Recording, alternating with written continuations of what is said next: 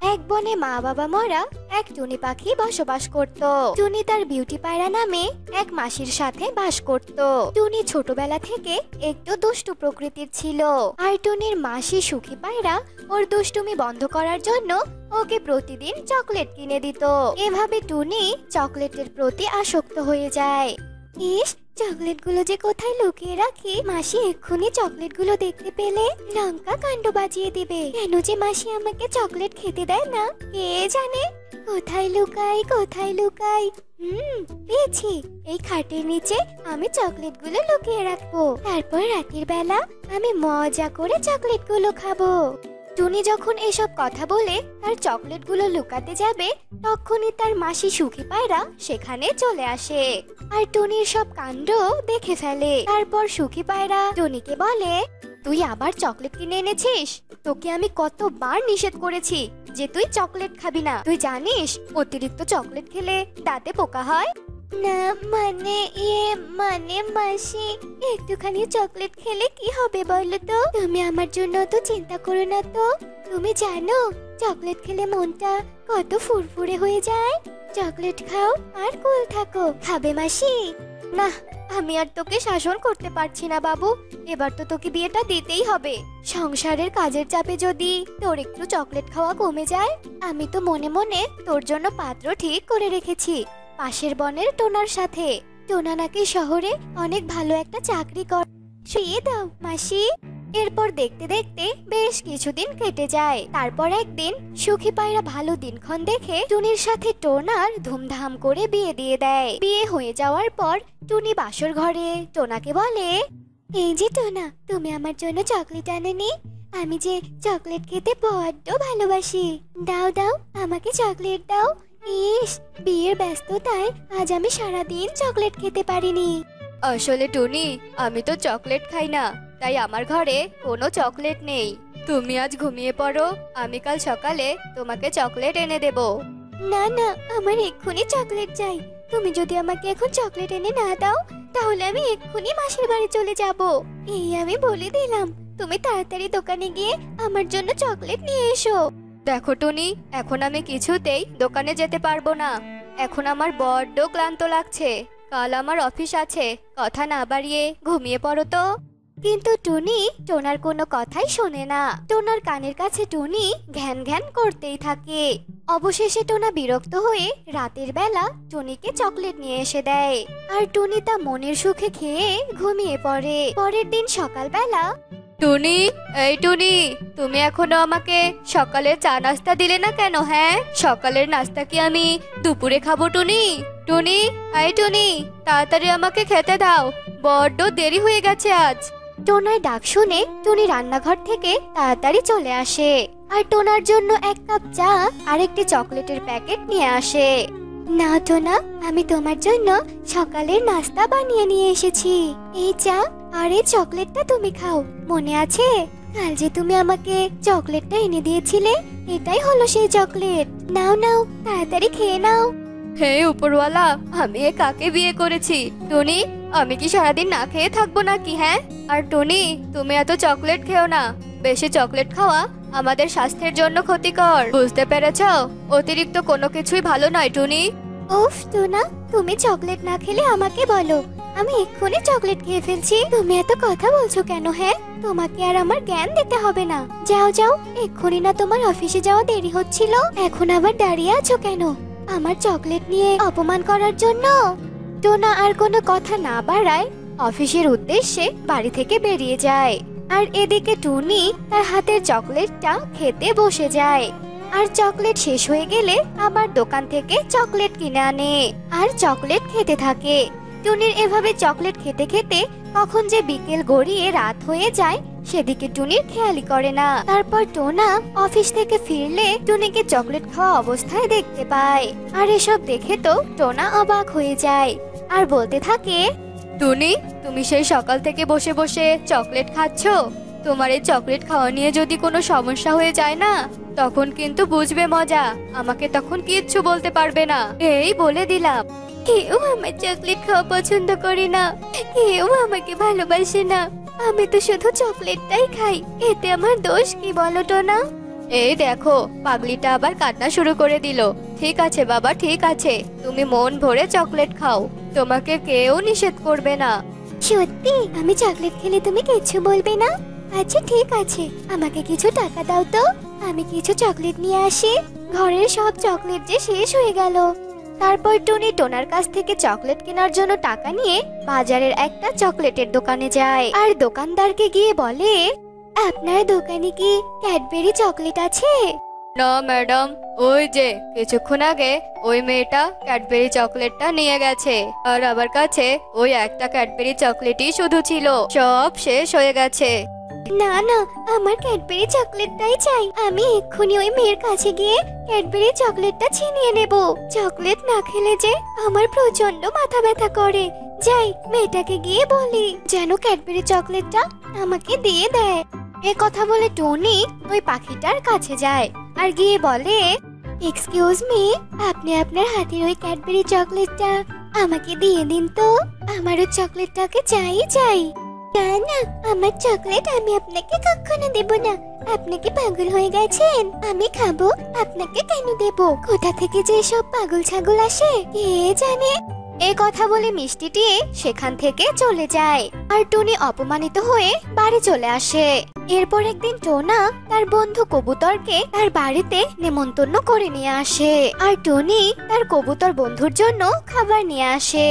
টোনা, এসব তুই কি করেছিস? তোর বউ এসব কি এনেছে? হ্যাঁ, তুই আমাকে নেমন্তন্ন করে এনে চকলেট খাওয়াচ্ছিস? আমি তো বাড়িতে এর থেকে ভালো খাবার খাই। এভাবে বাড়িতে ডেকে এনে আমাকে অপমান না করলেও পারতি বন্ধু। তোর বাড়িতে নেমন্তন্ন খাওয়ার শখ আমার মিটে গেছে। এর থেকে আমার বাড়িতে বসে খাওয়াই অনেক ভালো ছিল। যাই রে বন্ধু, এভাবে অপমান করার জন্য আমাকে আর কখনো ডাকিস না। এই কথা বলে কবুতর সেখান থেকে চলে যায় আর বন্ধুর মুখে এমন কথা শুনে টোনা তো ভীষণ রেগে যায় আর রেগে টুনিকে বলে, আজ শুধুমাত্র তোমার জন্য আমার বন্ধুর কাছে আমি ছোট হয়ে গেলাম টুনি। তুমি চকলেট নিয়ে আর কত বাড়াবাড়ি করবে বলো তো? আত্মীয় আসলে বুঝি শুধু চকলেট খেতে দেয়? ভালো ভালো রান্না তো করতে পারতে তুমি, তাই না?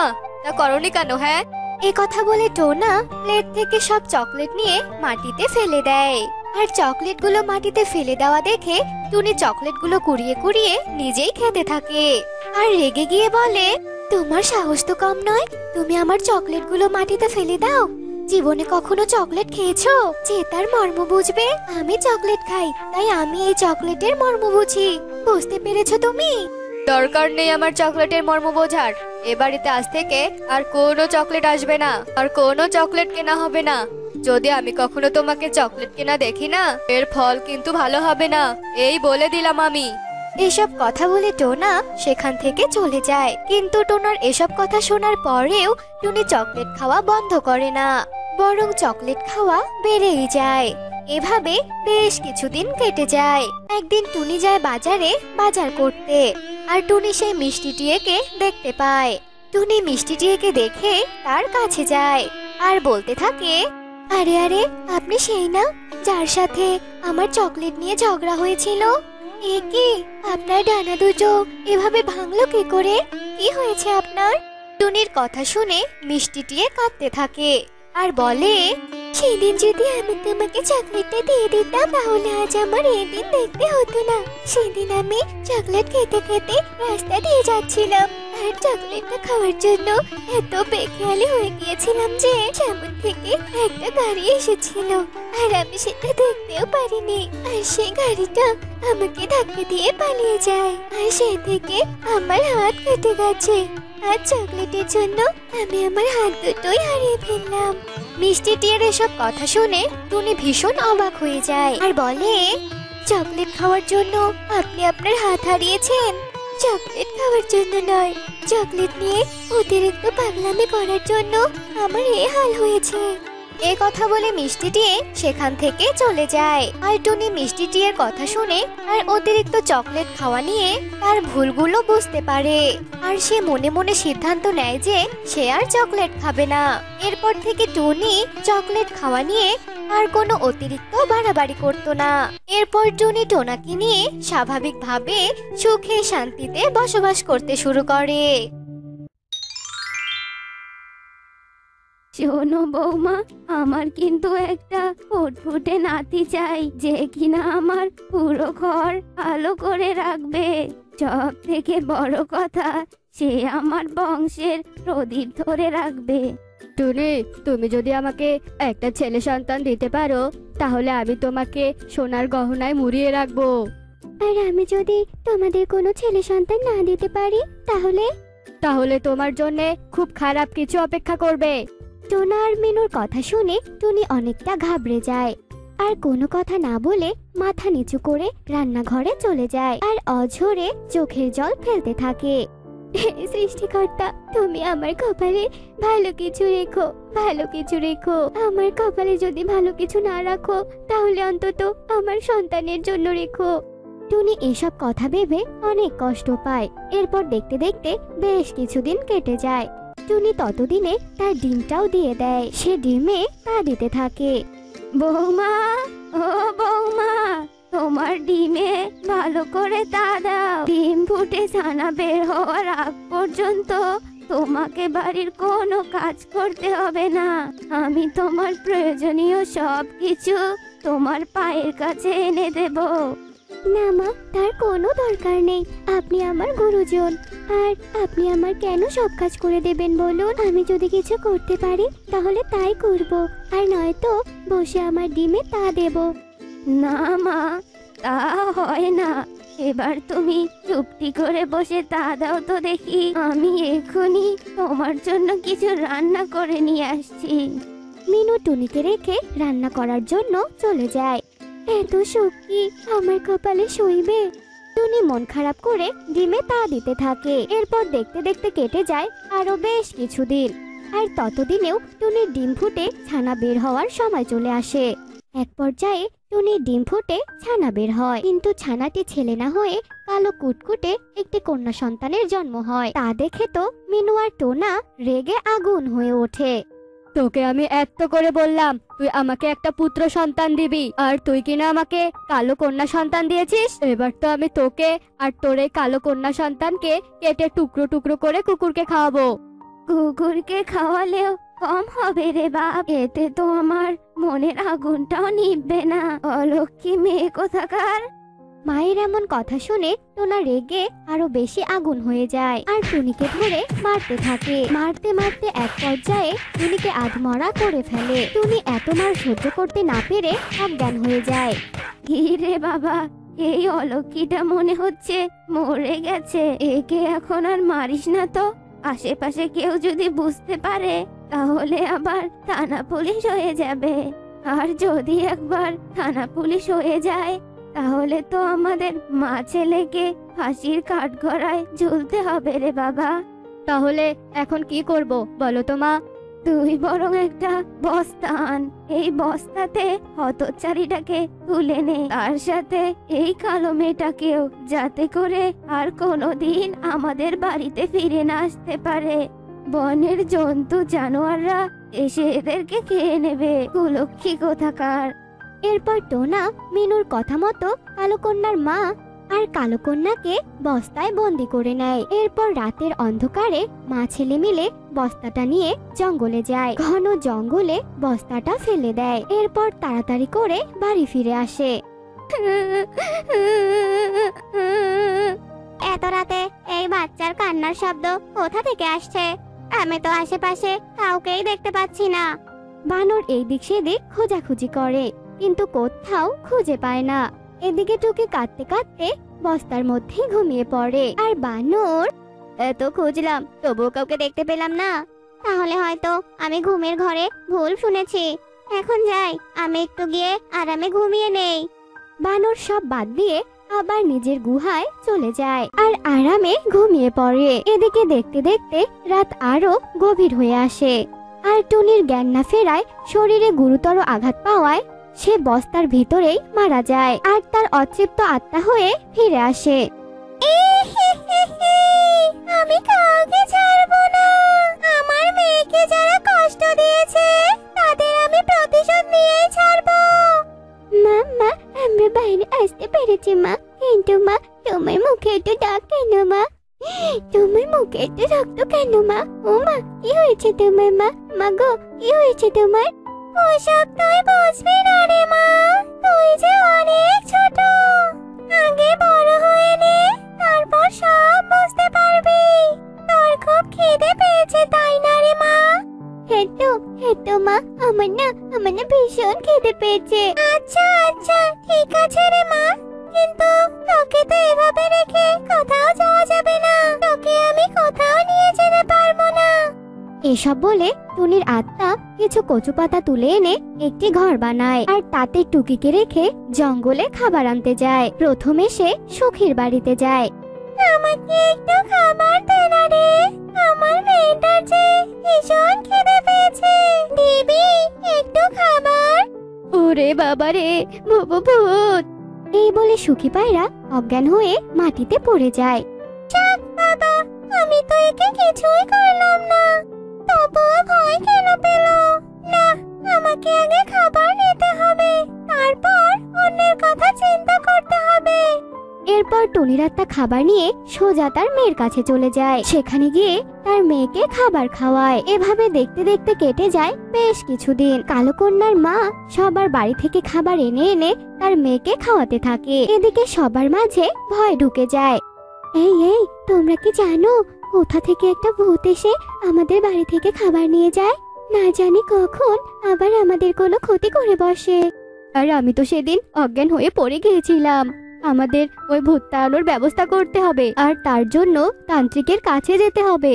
এরপর সবাই মিলে তান্ত্রিক বাবার কাছে যায় আর কালো কন্যার মায়ের ব্যাপারে সব কথা খুলে বলে। তোদের কোনো চিন্তা নেই, আমি এক্ষুনি ওই আত্মাকে আহ্বান জানাচ্ছি। এরপর তান্ত্রিক মন্ত্র পড়তে থাকে, আর তান্ত্রিকের মন্ত্র শুনে সেখানে টুনির আত্মা প্রকট হয়। বল, তুই কেন সবার ঘর থেকে খাবার চুরি করে নিয়ে যাচ্ছিস? আর যদি না বলিস তাহলে এক্ষুনি আমি তোকে বন্দি করব। আমি আমার মেয়েকে বাঁচানোর জন্য চুরি করি, আমি তো আর কারো ক্ষতি করার জন্য আসি না। তুই তো আত্মা, তোর আবার সন্তান কিসের? এরপর টুনির আত্মা তান্ত্রিক বাবাকে সব কথা খুলে বলে। তোর সাথে এত ঘটনা ঘটে গিয়েছে, তুই তো বলে খাবার নিতে পারতি। আমি বলার আগে তো সবাই আমাকে দেখে ভয় পেয়ে অজ্ঞান হয়ে পড়ে যায়। তবে এখন থেকে আর ভয় পেতে হবে না। আমি আমার প্রতিশোধ নিয়ে আমার মেয়ের প্রাপ্য হিসেব ফিরিয়ে দিয়ে মুক্ত হয়ে যাব। মুক্ত! কি করতে চাইছিস তুই, বল? আমার জীবনের বিনিময়ে আমি ওদের জীবন নেব। এই বলে টুনির আত্মা অদৃশ্য হয়ে মিনু আর টোনার সামনে গিয়ে প্রকট হয়। এদিকে তারা দুজন ভয়ে থরথর করে কাঁপতে থাকে। টুনি, দয়া করে তুমি আমাদের কিছু করো না, আমরা আমাদের ভুল বুঝতে পেরেছি। তাহলে তোরা আমার মেয়ের দায়িত্ব নিবি, তাকে কোনো কষ্ট দিবি না বল? হ্যাঁ, আমরা টুনিকে মেনে নেব, ওর যত্নের কোনো কমতি রাখবো না। আচ্ছা ঠিক আছে, বিশ্বাস করে নিলাম। আর কোনোদিন যদি কোনো যত্নের কমতি হয় তাহলে তোদের ঘাড় মটকে দেব বললাম। এরপর মিনু আর টোনা কালো কন্যাকে মেনে নেয়, আর মেয়ের একটা আশ্রয়স্থল দেখে টুনির আত্মা মুক্তি পেয়ে যায়। টোনা আর মিনু টুকিকে অনেক আদর যত্নে বড় করতে থাকে।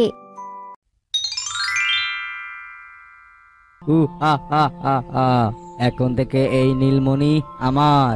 আজকের পর থেকে আমার রাজ্যে আর কোনো কিছুরই অভাব থাকবে না। সব থেকে ধনী আর শক্তিশালী রাজ্য হবে আমার। দাদা, আমি তো শুনেছিলাম এই নীলমণিটা নাকি অনেক অভিশপ্ত। আমার মনে হয় এটার তোমার রাজ্যে রাখা একদম উচিত হবে না, কারণ যে কোনো সময় রাজ্যে বিপদ নেমে আসতে পারে। আমি এটা একদম বিশ্বাস করি না। যদি হতো তাহলে এটা প্রথমেই হতো, এটা আর আমি প্রাসাদ অবধি আনতে পারতাম না। দাদা, তুমি মনে হয় ভুল করছো দাদা। এসব কথা বলতে বলতে হঠাৎ পেঁচার বুকে ব্যথা শুরু হয়ে যায়। পেঁচা ব্যথায় কাতরাতে থাকে। আমি যে আর পারছি না, আমার বুকটা ব্যথায় জর্জরিত হয়ে যাচ্ছে। ভাই, কিছু কর আমার জন্য, কিছু কর। রাজা পেঁচার কিছু করার আগেই পেঁচার মৃত্যু হয়। আর পেঁচা সিংহাসনে লুইয়ে পড়ে। হঠাৎ রাজার এমন মৃত্যুতে পুরো রাজ্য থমকে যায়, কিন্তু কেন এমন মৃত্যু হলো তা কেউই আন্দাজ করতে পারে না। এরপর সবাই মিলে রাজার সৎকার করায়। এরপর কেটে যায় বেশ কিছুদিন। পেঁচার পরবর্তী তার ছেলেকে সেই সিংহাসনে বসায়। তোমরা সবাই শোনো, আমার দাদা মারা গিয়েছে, আর দাদা মারা যাওয়ার ফলে আমাদের রাজ্য ফাঁকা পড়ে গেছে। তাই দাদার উত্তরাধিকার হিসেবে তার ছেলেকে আমি এই রাজ্যের ভার তুলে দিলাম। এবার নতুন রাজা তার যোগ্যতার সাথে রাজ্যের পরিচালনা করবে। জয়, বিরামপুর রাজ্যের নতুন রাজার জয়। সবাই মিলে রাজার জয়ের ধ্বনি দিতে থাকে। আর তখনই নতুন রাজারও তার বাবার মতো বুকে ব্যথা উঠে যায়। আর তা দেখে পুনরায় পুরো রাজ্যের পাখিরা থমকে যায়। সবাই কি করবে তা কিছুই বুঝে উঠতে পারছে না। এরপর সবাই মিলে নতুন রাজার লাশ নিয়ে প্রাসাদের বাহিরে চলে আসে। আমি নিশ্চিত দাদা আর তার ছেলের এই মনির কারণেই মৃত্যু হয়েছে। আমি এই মণি আর এই প্রাসাদেই রাখবো না। এক্ষুনি এটাকে আমি গহীন জঙ্গলে ফেলে দিয়ে আসবো। এই বলে ঈগল নীলমণি নিয়ে জঙ্গলের গভীরে চলে যায়। আর সেখানে থাকা একটি পরিত্যক্ত কুয়োর মধ্যে মণিটা ফেলে দিয়ে ঈগল আবারও প্রাসাদে ফিরে আসে। কিন্তু প্রাসাদে ঢুকতেই তার চোখ পুরো ছানাপড়া হয়ে যায়, কারণ নীলমণি আবারও সে আগের স্থানে ফিরে এসেছে। এটা কি করে সম্ভব? আমি তো এক্ষুনি এটাকে জঙ্গলে ফেলে দিয়ে এলাম। বুঝেছি, এটাকে এত সহজে দূর করতে পারবো না। প্রহরী, প্রহরী! বলেন সেনাপতি মশাই। আমার দাদা আর ভাতিজার পর সিংহাসনে বসার অধিকার আমার আছে, কিন্তু আমি এই সিংহাসনে কিছুতেই বসতে চাচ্ছি না, কারণ আমার দাদা লোভ করেছিল, আর সে হয়তো ভুলে গিয়েছিল যে লোভে পাপ আর পাপে মৃত্যু, আর ভুলে যাওয়ার কারণেই তাদের মৃত্যু হয়েছে। তাই আমি আর এই মৃত্যু বেছে নিতে পারবো না। ঠিক আছে সেনাপতি মশাই, কিন্তু এখন আমরা কি করতে পারি? তোমরা সবাই মিলে এই মণিটাকে নিয়ে দূরে কোথাও পুঁতে রাখো বা আগুনে জ্বালিয়ে দাও। একে আর আমি কিছুতেই প্রাসাদে রাখতে চাচ্ছি না।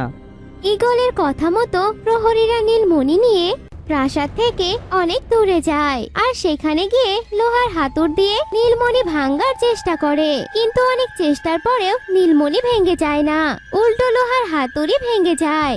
আর তা দেখে প্রহরীরা ভীষণ ভয় পেয়ে যায়। আর সেখানে তারা এক মুহূর্ত দেরি না করে প্রাসাদে ফিরে যায় আর ঈগলকে সব ঘটনা খুলে বলে। এই মণি যদি আমাদের পিছু না ছাড়ে, তাহলে তো দেখছি এই রাজ্যে আমরা কেউ বেঁচে থাকবো না, সবাই দাদার মতো মারা যাব। আমরা এভাবে মরতে চাই না সেনাপতি মশাই, আপনি কিছু একটা করুন। কি করব কিছুই তো ভেবে পাচ্ছি না। আমি আর এমন কাউকেও দেখতে পাচ্ছি না যে কিনা আমায় একটু সাহায্য করতে পারবে। মহারাজ, পাশের জঙ্গলে এক টুনি নামের এক পাখি আছে, যে কিনা জাদুবিদ্যায় পারদর্শী। আপনি চাইলে তার শরণাপন্ন হতে পারেন, তিনি হয়তো কোনো না কোনো ভাবে আপনার সাহায্য করতে পারে। ঠিক আছে, তবে তাই হোক। ঈগল তার বাহক হাতিকে নিয়ে টুনির বাড়ির উদ্দেশ্যে পাড়ি জমায়। যাক বাবা, এ কি সর্বনাশী কাণ্ড! এখন এই ছাতাটাকে নষ্ট হতে হলো। এখন আমি জাদু করব কি করে? দূর চাই, আর ভালোই লাগে না। বাড়িতে কেউ আছেন? আমি একটু টুনির সাথে দেখা করতাম। জি বলুন, আমি টুনি। আমি অনেক বড় বিপদে পড়ে তোমার কাছে এসেছি, তুমি আমাকে খালি হাতে ফিরিয়ে দিও না। দয়া করে আমায় একটু সাহায্য করো। আচ্ছা ঠিক আছে, কিন্তু কে আপনি আর কিসেরই বা সাহায্য চাচ্ছেন আমার কাছে? আমি হলাম বিরামপুর রাজ্যের সেনাপতি, আর আমাদের রাজ্য। এরপর ঈগল সব ঘটনা টুনিকে খুলে বলে। এই তো তাহলে মহাবিপদ। আচ্ছা ঠিক আছে। আচ্ছা সেনাপতি মশাই, আমি আপনাদের রাজ্যের সমস্যা সমাধানের দায়িত্ব নিলাম। শুনে আমি বড়ই খুশি হলাম। আপনি এখন আপনার রাজ্যে ফিরে যান আর নীলমণির দিকে ভালোভাবে নজর দিন। আমি এদিকে আমার গুরুমাতার সাথে দেখা করে আসছি। টুনির কথা মতো ঈগল আবার তার রাজ্যে ফিরে যায়। আর টুনি তার গুরুমাতার সাথে দেখা করার জন্য তার গুহায় যায় আর সব ঘটনা খুলে বলে। ওই নীলমণি এক রাক্ষসে বাঘের চোখের মণি। ওই মণিকে সরিয়ে আনার কারণে বাঘ এখন নিদ্রাহীন জীবন কাটাচ্ছে, যার কারণে বাঘের স্বাভাবিক জীবনযাপন কাটাতে বাধা সৃষ্টি হচ্ছে। আর বাঘটা সহ্য করতে না পেরে ওই নীলমণিকে অভিশপ্ত করেছে, আর যে সেই মণিটা লোভে পড়ে নিবে তার মৃত্যু হবে।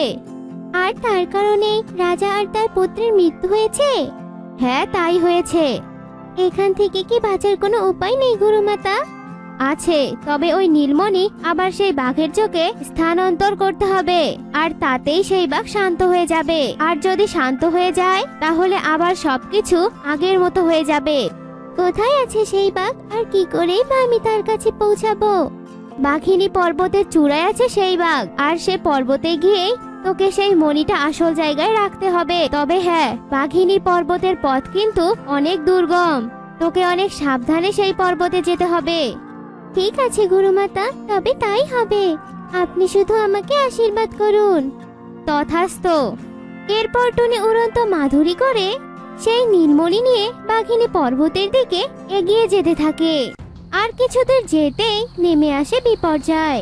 সূর্য কালো হয়ে আসে, চারিদিকের মেঘগুলো সাদা থেকে কালো বর্ণ ধারণ করে। চারিদিকে মেঘগুলো অস্থির হয়ে ওঠে, আর কিছু মেঘ এসে উড়ন্ত চাদর গ্রাস করে নেয়, আর অমনি টুনি ঠাস করে মাটিতে পড়ে যায়।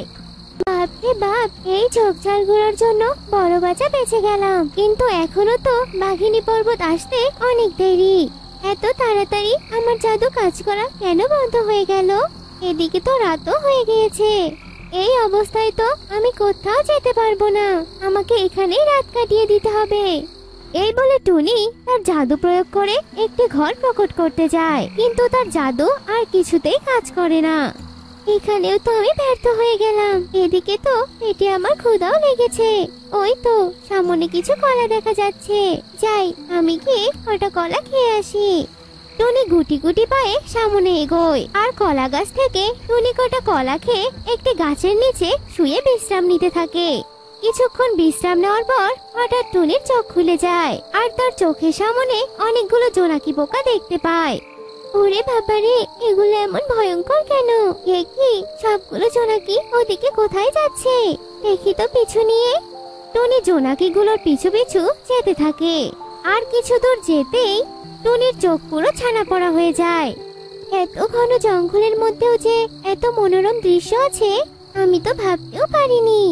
জোনাকিগুলো কেমন আপন মনে আলো জ্বালিয়ে যাচ্ছে। আমি বরং একটা কাজ করি, এখান থেকে একটা ফুল তুলে নেই, বাড়ি গিয়ে সবাইকে দেখাবো। এই বলে টুনি জল জল করে একটা ফুল ছিঁড়ে নিয়ে নিজের হাতে রাখে, আর অমনি জোনাকিগুলো উড়ে এসে টুনির দিকে চলে আসে। মনে হচ্ছে এই ফুলের আলোয় জোনাকিগুলোকে আকৃষ্ট করছে। না না, এখানে আর এক মুহূর্ত থাকা যাবে না, আমাকে এক্ষুনি ফুলটা লুকোতে হবে। টুনি ফুলটা নিয়ে দ্রুত সেই স্থান ত্যাগ করে আর সোজা সামনের দিকে হাঁটতে থাকে। ফুলটা লুকিয়ে ফেলেছি, এবার আর আমার কোনো ভয় নেই। দেখি সামনে কোনো গুহা পাই কিনা। টুনি অন্ধকারের মধ্যে সামনে এগোতে থাকে, কিন্তু অন্ধকার বেশি হওয়াতেই টুনি পথ ভুলে যায়, আর সামনে একটা বড় কিছুকে সে গুহা মনে করে তার ভিতরে ঢুকে যায়। কি, এই গুহাটা এমন করে নড়ছে কেন? আর ভিতরটা এমন পিচ্ছিল বা কেন? আমি কোথায় ঢুকে পড়লাম? তুই আমার পেটের ভিতরে ঢুকে পড়েছিস, এখন আর তোকে এখান থেকে বাঁচার কোনো রেহাই নেই। আমি থাকতে এত সহজে কেউ বাঘিনীর রাজ্যে যেতে পারবে না। যেই যাবে এভাবেই আমি তাকে গিলে খাবো। রাক্ষসটি আনন্দে হাসতে থাকে। এদিকে টুনি ভিতরে পড়ে যায় মহা বিপদে। আমার তো দম বন্ধ হয়ে আসছে, আমি যদি এখান থেকে বেরোতে না পারি তাহলে যে বিরামপুর রাজ্যকে আমি কিছুতেই বাঁচাতে পারবো না। কি করি পেয়েছি, আমি বরং ফুলটা বের করি। ফুলের আলোয় সোনাকিগুলো সব চলে আসবে আর এসে এই রাক্ষসীর গায়ে আগুন জ্বালিয়ে দিবে। এরপর টুনি নিজের বুদ্ধিমতো ঝুড়ি থেকে ফুলটা বের করে। এদিকে ফুলের আলোয় জোনাকিগুলো ছুটে চলে আসে আর সবগুলো রাক্ষসীর মুখের ভিতর দিয়ে ঢুকে পড়ে। অমনি রাক্ষসীর পুরো শরীর আগুনে জ্বলে পুড়ে ছাই হয়ে যায়।